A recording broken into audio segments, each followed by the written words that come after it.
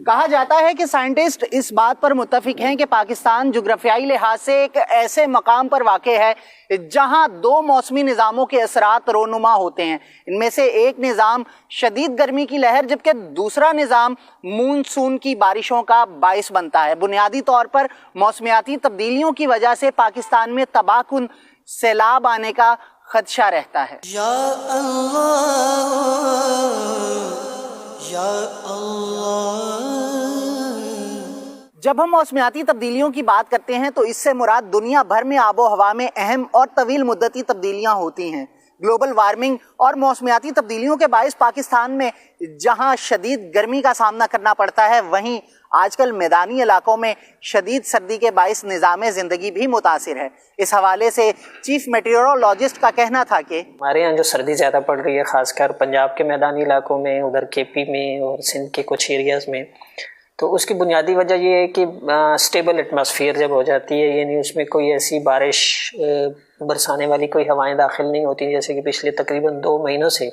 بالکل dry season چل رہا ہے۔ تو جو اسٹیبل ایٹماسفیئر ہوتی ہے اس میں اصل میں ہائی پریشر ہوا کا زیادہ دباؤ موجود ہوتا ہے اس ایریا یا اس خطے پہ، تو اس وقت پاکستان اس ہائی پریشر کی لپیٹ میں ہے، اس ہائی پریشر کی وجہ سے زیادہ سردی پڑتی ہے۔ شدید سردی کے باعث میدانی علاقوں میں وبائی امراض کی وجہ سے بچے، بڑے اور بوڑھے تقریباً سبھی متاثر ہو رہے ہیں۔ اس حوالے سے شہریوں کا کہنا تھا کہ اس دفعہ سردی نے تو ریکارڈ قائم کر دیا ہے، اس کے علاوہ کاروبار بھی بہت متاثر ہے۔ بیماری کھانسی، نزلہ زکام جو کہ خشک سردی کی وجہ سے بچوں کو تنگ کر رہے ہیں۔ کوئی کاروبار نہیں تھی نہ دیا جڑی حالات ہے، بال بھی بیمار، ہم بھی بیمار، کھنگ کھنگ کے بڑے پریشان ہیں، نزلہ زکام جنہیں انتہا کا نہیں۔ بارش نہیں ہو رہی جس کی وجہ سے دھند اور سردی دن بہ دن بڑھتی جا رہی ہے، اور رات میں تو دھند کے یہ حالات ہوتے ہیں کہ سامنے والا بندہ بھی نظر نہیں آ رہا ہوتا، جس کی وجہ سے ٹریول کرنا یا جو طلباء پڑھنے کے لیے آتے ہیں ان کا سفر کرنا صبح کے ٹائم یہ بہت زیادہ آزمائش کا سبب بن رہا ہے۔ دن بدن درختوں کی بڑھتی ہوئی کٹائی، پانی کا بے تحاشا استعمال اور گاڑیوں سے نکلنے والا دھواں موسمیاتی تبدیلی کی اہم اور بڑی وجہ ہے۔ میں آپ سے یہ جاننا چاہتا ہوں کہ کس طرح موسمیاتی تبدیلی پر ہم قابو پا سکتے ہیں۔ بطور شہری ماحول کو صاف ستھرا رکھنے کے لیے ہمارا کیا کردار ہونا چاہیے، اور دعوت اسلامی ماحولیاتی آلودگی پر قابو پانے کے لیے کیا اقدامات اٹھا رہی ہے؟ اللہ اللہ اللہ پاک سے عافیت کا سوال ہے۔ اللہم انی اسألک المعافات فی الدنیا والآخرہ۔ واقعی یعنی کہ موسم کی تبدیلیاں تو ہیں، اور یہ جو کچھ ہے نظام قدرت اللہ پاک کی مرضی کے مطابق ظاہر ہوتا ہے۔ اس میں دنیاوی اعتبار سے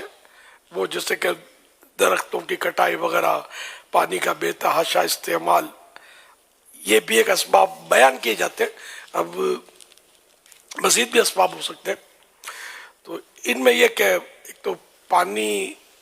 کا استعمال تو ویسے بھی شرعاً بھی اسراف کی تو اجازت ہے بھی نہیں کہ پانی ضائع کرنا، لیکن بہرحال ہے کہ پانی جو ہے یہ یوں دیکھا جائے نا تو پانی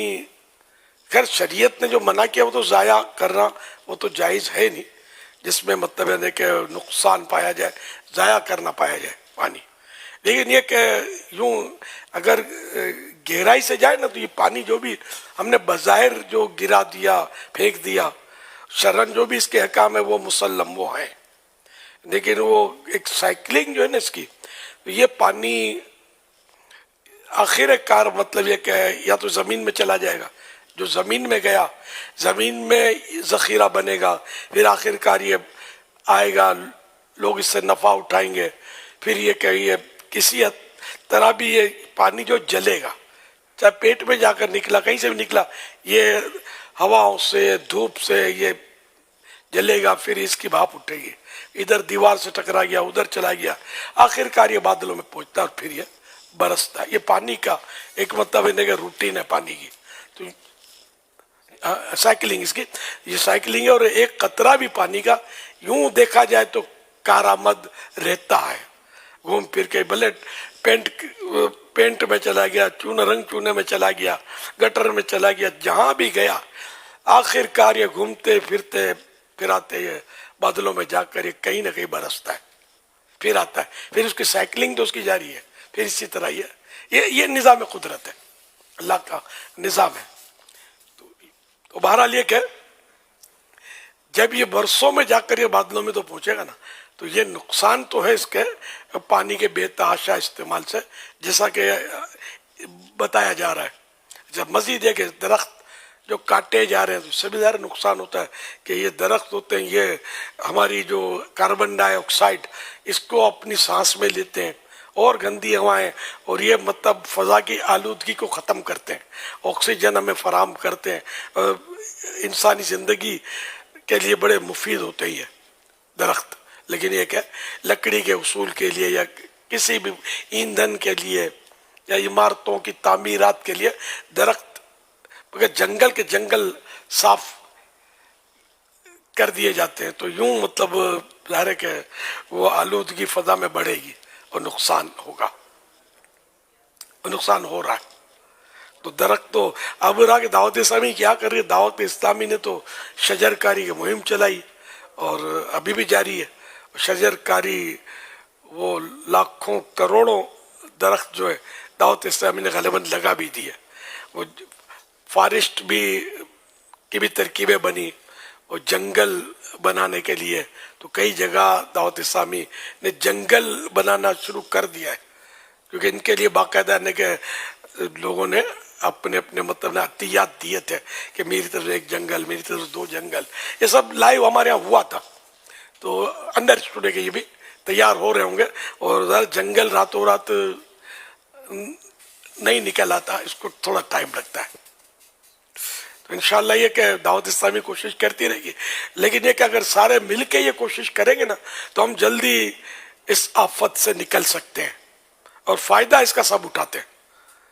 جو یہ جنگل بنائیں گے، درخت لگائیں گے، شجر کاری کریں گے کہ پودا لگانا بھی ہے اور درخت بنانا بھی ہے، ورنہ پودے کو تو جانور چر جاتے ہیں، سوکھ جاتا ہے اگر اس کی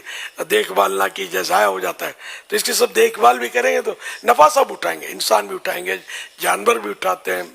چرند پرند سب نفع اٹھاتے ہیں۔ تو سب کو مل کر شجر کاری کے ذریعے اپنے ملک کو ہرا بھرا بھی کرنا چاہیے، اور اس کو مطلب ہے کہ اس گلوبل وارمنگ میں جو آفتیں اور مصیبتیں آ رہی ہیں اس سے نکلنے میں مدد کرنی چاہیے۔ اللہ پاک ہم سب پر رحمت کی نظر فرمائے۔ اللہم انی اسألک المعافات فی الدنیا والآخرہ، صلو علی الحبیب صلی اللہ علی محمد، اللہم سلمنی من رمضان وسلم رمضان لی وسلمہ منی، صلو علی الحبیب صلی اللہ علی محمد۔